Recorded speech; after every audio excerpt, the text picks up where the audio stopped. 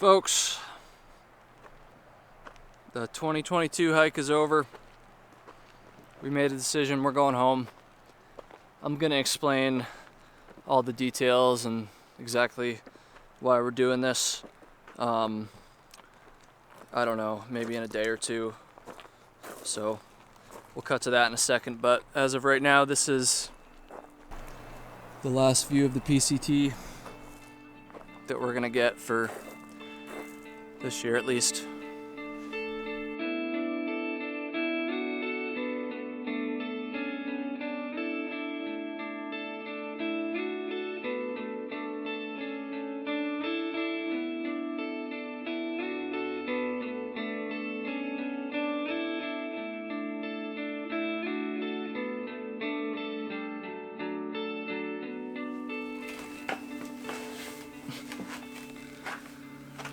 What's up, everybody? I'm not on the PCT right now. I'm home, and yeah, the hike's over. It came to a pretty abrupt ending. I kind of feel like I quit. I mean, I think I did, technically, but it's a little bit more complicated than that. And so in this video, I'm just gonna sit here, we're gonna chill, we're gonna drink a gallon of water, apparently, and I'm just gonna explain what happened and why Brandon and myself decided to end our hike when we did, which is crazy that I'm even saying that. So the last you saw of the PCT series was when Brandon and I were chilling in Leavenworth, Washington.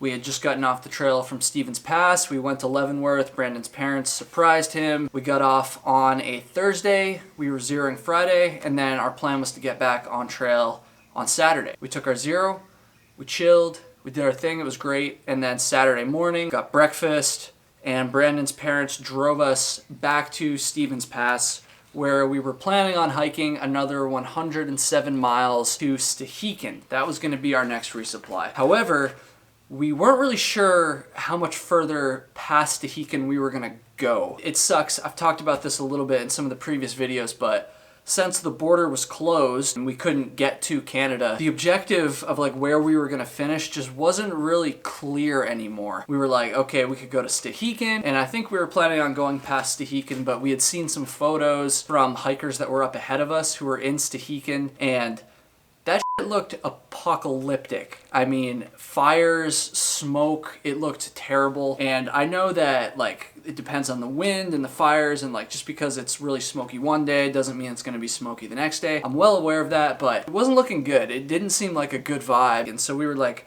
we don't know if the end of this stretch when we get to Stehekin, we don't know if that's going to be the end of our hike or if we're going to keep going to Rainy Pass, which I think was another, I don't know exactly, maybe 20 miles. Like we could get off there, and then we could keep going to Hart's Pass, which would have been the furthest we could have gone. The road up to Hart's Pass, I guess, was like messed up. There had been like a landslide. There was like some access, but it wasn't great access, so it wasn't really clear how easy it would be to get back off the trail from there. So anyways, when we went back to Stevens Pass, we were going to hike to Stehekin, but we didn't really know where we were going after that and if that would potentially be the end of our hike. It just didn't really feel, it didn't feel good. Like I like to have an objective, like a clear objective in mind. So we're driving up to Stevens Pass. We are coming from Leavenworth, like I said, which is on the east side of the pass. The smoke is getting worse. It's definitely like doable. We weren't like at risk or anything, but it was pretty damn smoky. And Brandon and I were looking at each other going, this is not great. And then as we're driving up to the pass, we see some signs on the road saying that the highway we're on is closed west of the pass. Again, we're coming from the east side. And we're like, shit, that's not good. It's closed because of a fire. We get up to Stevens Pass, we say goodbye to Brandon's parents, and we start to walk. And in order to cross the road, we have to go up next to some of the buildings at the ski resort there at Stevens Pass. And I even like started uncollapsing my trekking poles. I even took out the camera, turned it on, and was about to start introducing that video there. And as I'm doing that, an employee for the ski resort comes up to us and she says, hey, you guys look like PCT hikers. Like, are you guys aware of the new fire? And she's like, yeah, there's a new fire. It's only a few miles from here. We're evacuating the town on the west side of Stevens Pass, which is why the road is closed. She's like, yeah, we just closed. We're sending all the employees home and stuff. It's a total mess. So Brandon and I are hearing this, and like I said, we're literally about to start hiking out. Like, we'd already picked out our campsite for the night. We walk over to some of the ski resort buildings. We're talking to some of the employees there, and we're talking to a bunch of other hikers. There was probably like 5, 6, 7 at least other thru hikers that were just sitting at the pass, not sure like what they were gonna do. They were just as confused as we were. Nobody knows what's going on. We tried to call the PCTA because this fire had just started that morning. It started like 5:30 that morning, and at this point it's probably about 11:30. I called the PCTA, nobody picks up, but the trail was still open and there wasn't any like, you know, official closures or announcements from the PCTA, and as far as I'm aware, even to this day, the trail's still opened. They never closed it, so we could have hiked on. So we're just like weighing all this stuff in our head. Then we were like, okay, you know what, let's go wait by the spot where the trail, like where we were gonna actually go back into the woods. It's like across the street. And we were hoping that some people would come, they would be able to tell us if it was like smoky or or whatever. And we waited there for probably about half an hour. The probably like 3 or 4 people that we talked to all said we were hiking northbound, but we turned around. One lady said she had like the shits or something, so that wasn't smoke related, but a few of the other people we talked to said, yeah, we went up and we turned around because the smoke was really bad. They also told us that there was plenty of hikers who didn't turn around. They kept going. So again, this is why it feels like we pretty much did quit, because the trail was open and people were still hiking it. So we're talking to these hikers, and Brandon's parents were still there the whole time. And this is a very important part of the story because Brandon's parents were driving back to Seattle that afternoon, and they were flying out the next day. And we still had no idea how we were gonna get home, how we were gonna get back to the airport and fly home, and like we would have figured it out for sure. Like everybody figures it out. But the fact that we had Brandon's parents sitting right there ready to take us to the airport, the fact that we didn't even know what our final objective was, whether it was gonna be Stehekin or Rainy Pass or Hart's Pass, the fact that we saw hikers turning around, and the fact that it was really smoky and we knew that it probably wasn't gonna get any better, those factors all combined. We thought about it for probably about 45 minutes, Brandon and I. What do we do, Brandon? I don't know, man. I don't know. It feels like the decision, we're not going to get a for sure answer one way or the other. And I don't know if I want to risk it. And my parents are here, drive us to Seattle. This is not how I wanted this to... This is so anticlimactic. And then eventually Brandon looked at me. That's right, I'm going to put this on you, Brandon. Brandon looked at me and he said, you know what, I think I'm content stopping the hike here. And honestly, I was feeling the same way. And so when he said that, I was like, yep, I think this is the end. And so we decided at that point that Stevens Pass was the end of our hike. And we got in the car with Brandon's parents, who are amazing, amazing people, by the way. If you guys watch this, thank you. They hooked us up with tons of food and the Airbnb and a hotel room once we got to Seattle. We got in the car with them, we drove back to Seattle, and the next morning, we flew home.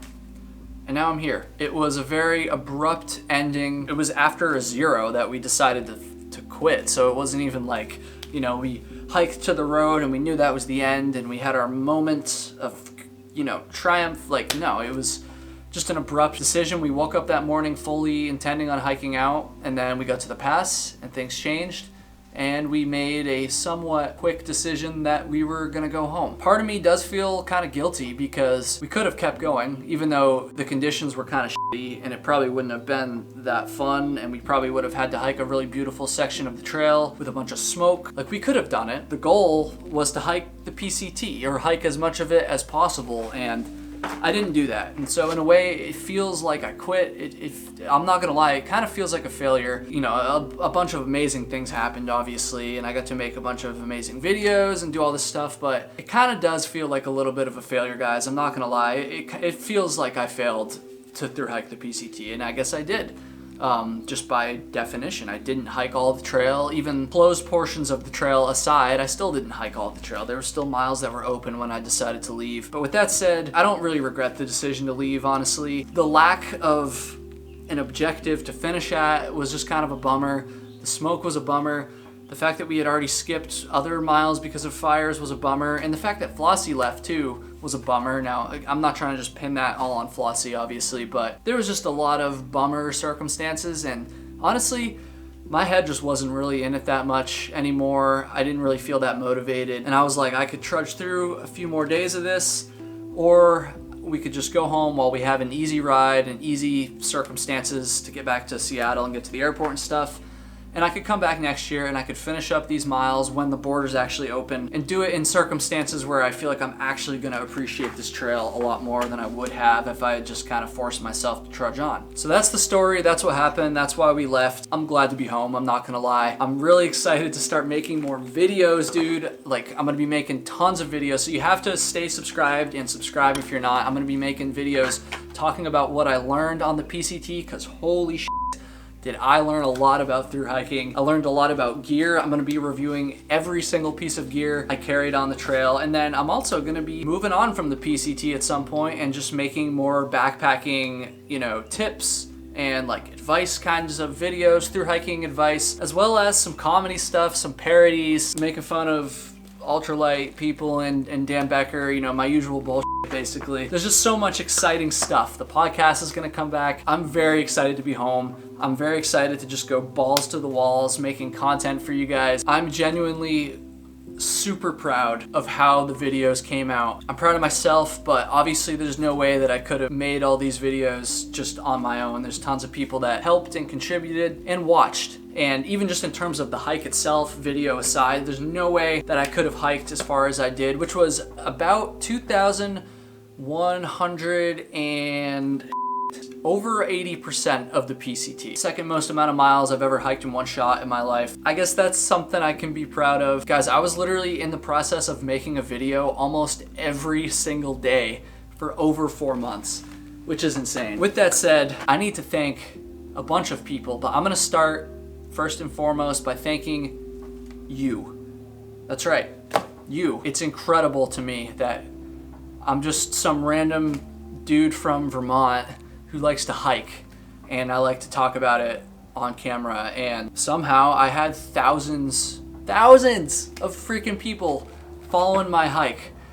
Hundreds of people commenting. My DMs on Instagram were getting blown up. Thank you for caring, even if you didn't DM or comment or anything, or even if you're not subscribed, which you should be, but even if you just tuned in casually, thank you. Seriously, if you joined on Patreon, like, that's amazing. Like, special thanks to you guys. I've said this before and I mean it every single time. I have the best subscribers on YouTube. Now there's a bunch of other people I need to thank too. I hope I remember to thank everybody. First and foremost, I need to thank Flossie and I need to thank Brandon. Once Flossie left the trail, I'm not gonna lie, it was a bummer, man. I never pictured hiking any of this trail without Flossie. If he wasn't there, I don't know if I even would have gotten as far as I did, to be honest, because he was so encouraging to me, especially at the beginning of the hike. I know this is old news now, but remember when my foot was fucked up? That was the thing. He kept pushing me, and I'm so grateful for that. He's got such a great attitude about hiking, and he's, you know, he's one of my best friends, and so I'm so grateful that I was able to hike the vast majority of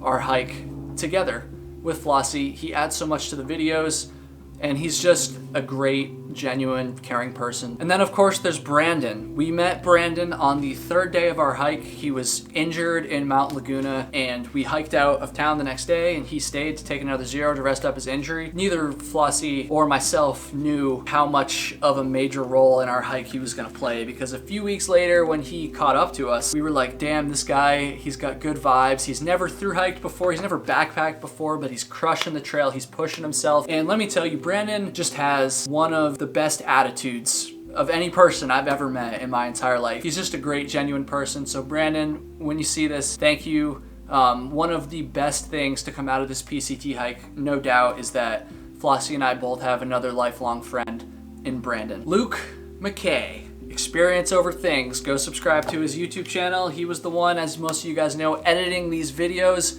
Dude, Luke, thank you so much. This would not have been possible without Luke. He exceeded all expectations. He's better at editing than I am, honestly. I'm kind of nervous now. This whole thing came together because of Luke. I also need to thank my parents. My mom was sending me like gear and stuff the whole time. She was, you know, the support back home. I couldn't have done it without her or my father as well. So thank you both, Mom and Dad. Guys, this video's not over yet. There's still one more thing that needs to happen. and it's something I've been looking forward to, but also is going to be quite sad because it's just the final nail in the coffin for the PCT hike, and it has to do with this. I call it face pubes, this beard. It's got to go, and you're going to get to see it. Are you ready?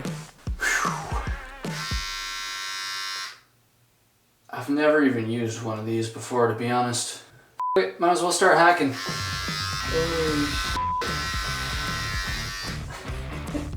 You like that? You want some of that? This is gonna be the only time you guys ever see me clean shaven on this channel, because I'm growing it back to normal length after this.